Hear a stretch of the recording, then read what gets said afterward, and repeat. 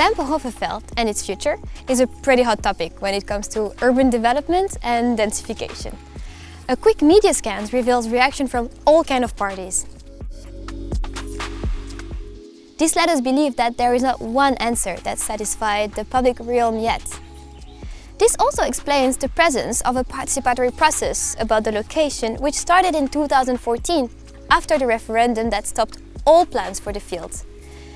This process gathered citizens and cities operators working together on rules concerning the preservation and the management of the field.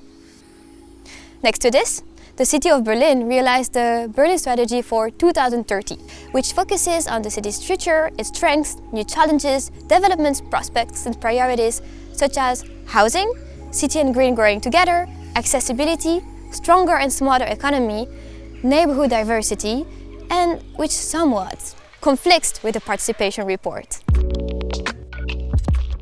Since not one proposal united the inhabitants in regard to the city's ambitions and plan, it is interesting to think of a design that actually starts from the Berliners' findings.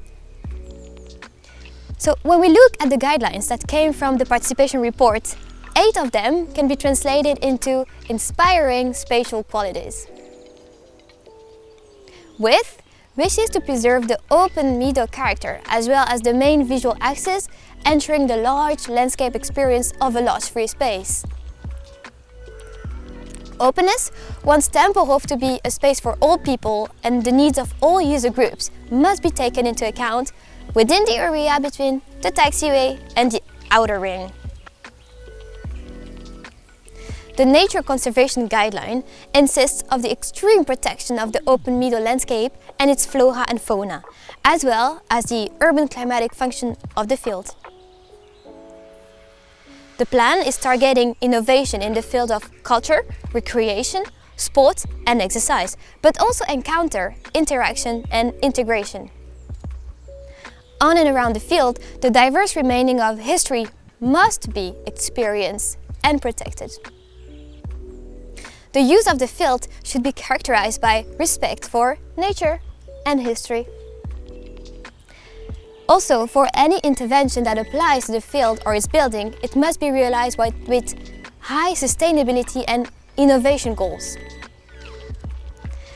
All of the processes require long-term, sustainable and flexible responsibility. The field is to be considered across seasons and generations.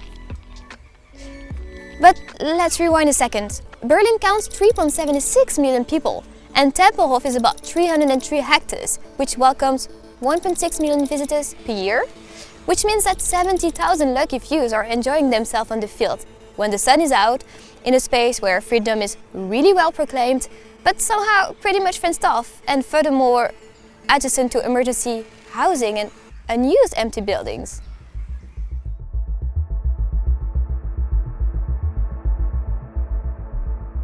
This is why these findings pushed me towards the design of a middle ground.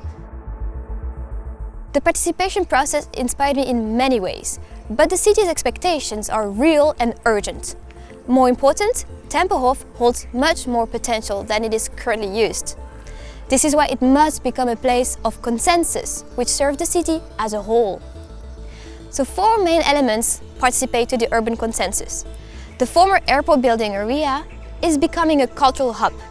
At the old cemetery spot, a memorial hill is raised thanks to the excavation of other parts and will be used as a lookout point where flora and fauna can thrive. The West East Park is an open meadow area taking place between the 2 former landing strips. The Sportveld is a dynamic and intense buffer in the south part of the field. The site itself is connected to the city in 3 main points. In the north and through the airport building at the Place der Luftbrücke. In the west, with an elevated path connected the Tempelhof station with the east side of the field, and in the east with the Schillerkies neighborhood.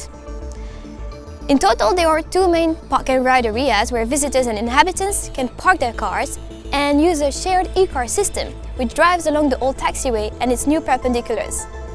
The whole area is giving priority to pedestrians and bikes. The different neighborhoods are defined thanks to the existing airfield lines, and they include the functions of living, working, meeting, and learning as the Berlin mix defines it.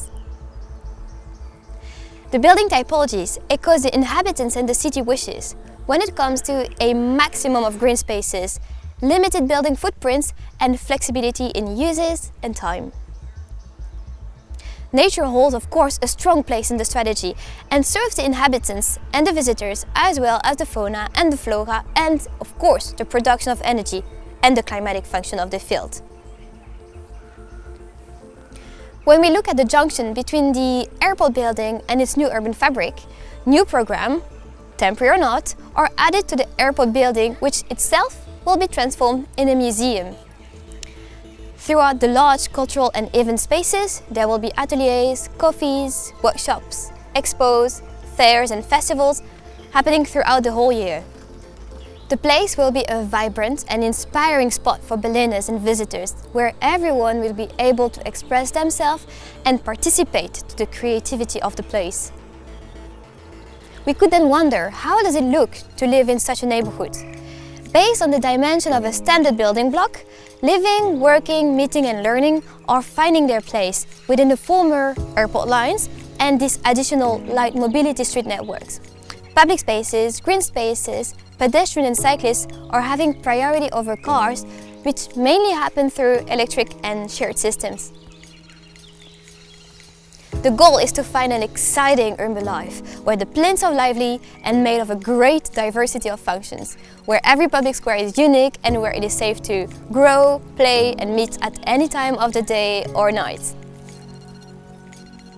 The field is protected from the noisy infrastructure in the south thanks to the urban sport park, where visitors and inhabitants can find space to run, to bike, to play basketball, skate, climb, surf, kitesurf or even canoe. And this intense area connects to the central park with one of the former landing strips and its elevated path, which is also very well attached to the Tempelhof station. This way, it invites the city to move through a great variety of physical activities and exciting spaces. In 2014, the referendum against was mainly a result of a lack of transparency. 6 years later, I'm proposing to reopen the dialogue between the city and its inhabitants. By working on these rules, the Berliners actually defined the main qualities of the site, upon which I base my design in regard to the current realities and the city needs. Throughout a transparent and collaborative process, I search for an urban consensus, which would lead Berliners to invest and enjoy the site like never before.